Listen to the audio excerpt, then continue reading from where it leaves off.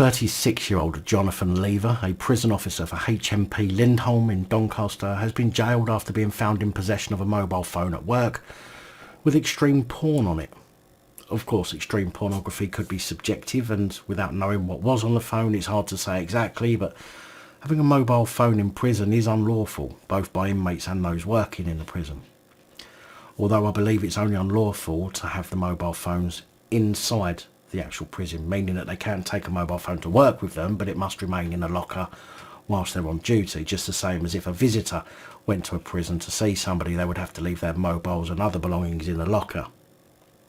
However, Lever was said to have been found in September 2020 with his mobile phone and charging cable in his bag.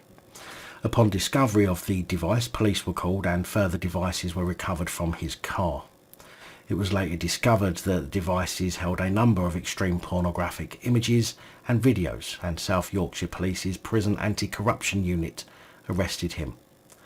Lever of West End Lane in Rossington was later charged with bringing a prohibited article into prison, possessing an indecent photograph of a child, and 3 counts of possessing extreme pornographic images. Appearing at Sheffield Crown Court, Lever was sentenced to 21 weeks in jail and was put on the sex offenders register for 7 years. Detective Sergeant Gareth Gent, who led the investigation, said the vast majority of people working in our prisons are hard-working and professional.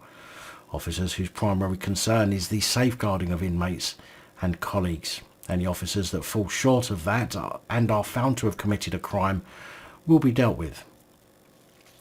This case is an example of one of the many processes developed in partnership with our prisons to allow us to identify criminality and deal with those responsible. Now, my point with this report is that corruption filters through every inch of the justice system, and these despicable human beings are being employed in positions of authority. And although there were unlawful images found on the devices, I'm finding it hard to understand from the reports I've read why his car was searched and why him taking a phone into work with him in a bag was an issue. He couldn't have taken that bag into the prison with him. I believe we do have some viewers who have worked in the prison system, so I would be interested to hear your take on mobile phones in prison, such as surely you can take one into work, but it must be left in a locker whilst on duty, and the same with the bag. Surely that's not a reason to suspect anything, as the bag, as I say, wouldn't be allowed into the actual prison wings. I don't know.